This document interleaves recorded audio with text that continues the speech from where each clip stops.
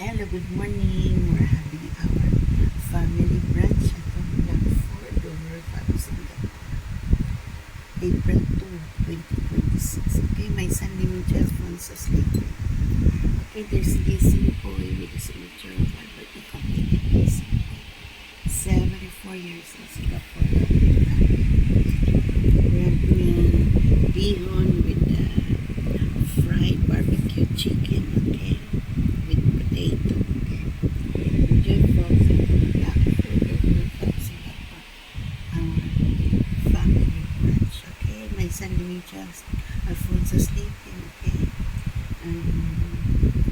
April 2, 2026. Enjoy Singapore. This leasing po yan with the signature of Albert the complete leasing to 74 years of Singaporean retired, okay?